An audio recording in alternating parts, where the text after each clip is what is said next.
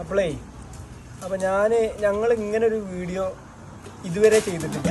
അപ്പോൾ ഇത് ചെയ്യാൻ കാരണം എന്താ വെച്ചാൽ ഇപ്പോൾ 2-3 ദിവസമായി ഞാൻ നരകത്തിലാണ്.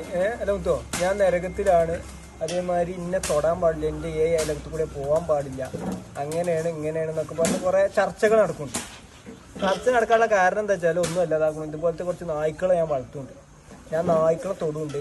അതുകൊണ്ട് ഞാൻ നരകത്ത് പോവും, അല്ലെങ്കിൽ ഈ പറഞ്ഞ മാതിരി ഇന്നെ തൊടാൻ പാടില്ല, എൻ്റെ അടുത്തേക്ക് വരാൻ പാടില്ല, അങ്ങനെയൊക്കെ കുറേ കാര്യങ്ങൾ ഞാൻ കണ്ടു.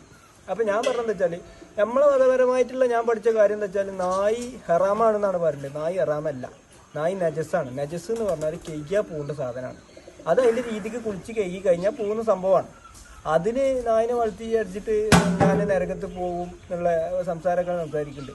പിന്നെ അത് മാത്രമല്ല, ഞാൻ പറഞ്ഞില്ല, നമ്മളെ മതപരമായിട്ട് നോക്കുകയാണെന്നുണ്ടെങ്കിൽ അതാണ് ഇപ്പോൾ ഈ ആൾക്കാരെ പ്രശ്നം എന്നുണ്ടെങ്കിൽ ഇവരിപ്പോൾ ഈ സോഷ്യൽ മീഡിയയിൽ വന്നാണ് കുറ്റം പറയുന്നുണ്ടല്ലോ. ഈ കുറ്റം പറയാൻ പാടില്ലല്ലോ. നമ്മളെ മതത്തിൽ ഏറ്റവും വലിയ തെറ്റെന്താ? കുറ്റം പറയും. അങ്ങനെ കുറ്റം പറയേണ്ട കാര്യം തന്നെ തെറ്റല്ലേ? അപ്പോൾ ഞാൻ നായിനെ വളർത്തിയിട്ട് ഞാൻ നരകത്ത് പോവുകയാണെങ്കിൽ അങ്ങനെ ഒരു മിണ്ടാപ്രാണിക്ക് തിന്നാൻ കൊടുത്തുകയാണ് ഞാൻ നരകത്ത് പോവുകയാണെങ്കിൽ പോയിക്കോട്ടെ, എനിക്ക് അങ്ങനത്തെ പ്രശ്നമില്ല. പിന്നെ അത് മാത്രമല്ല, ഞാൻ പറഞ്ഞില്ല, എൻ്റെ നാട്ടുകാർക്കും എൻ്റെ വീട്ടുകാർക്കും ഇല്ലാത്ത പ്രശ്നം പുറമക്കാർക്ക് എന്തിനാണ് ഈ ചൊറിച്ചില്? അതാണ് എനിക്ക് മനസ്സിലാവുന്നത്. അങ്ങനെയാണെങ്കിൽ നമ്മൾ മതപരമായിട്ട് ഏറ്റവും വലിയ തെറ്റാണ് ഈ കള്ളുകുടി. ഈ കള്ളുകുടി തെറ്റാണ്. അപ്പം നിങ്ങളൊരു കാര്യം ചെയ്യും, നിങ്ങളെ നാട്ടിലത്തെ ആളുകളെ കള്ളു കുടിക്കുന്ന ആൾക്കാരൊക്കെ പിടിച്ച് വെച്ചിട്ട് സംസാരിച്ച് ഓല നന്നാക്കാൻ നോക്കി. എന്നിട്ടല്ല നിങ്ങൾ പുറത്തുള്ള ഇന്നൊക്കെ നന്നാക്കാൻ വേണ്ടി. അപ്പം ഞാൻ പറഞ്ഞതെന്ന് വെച്ചാൽ ഇത് നായ് വളർത്തൽ ഒരിക്കലും വളർത്താൻ പറ്റില്ല എന്ന് നമ്മളെ നാട്ടിൽ പറഞ്ഞതായിട്ട് ഞാൻ കേട്ടിട്ടില്ല. അത് മാത്രമല്ല, ഞാൻ അതിനെപ്പറ്റി അറിയേണ്ടവരോട് ചോദിച്ചപ്പോൾ പറഞ്ഞതെന്ന് വെച്ചാൽ നമ്മുടെ നാട്ടിൽ നായനെ വളർത്തുന്നത് തെറ്റില്ല, ഇത് നജസാണ്, കെയ്യാൻ പോവും, അത്രേ ഉള്ളൂ.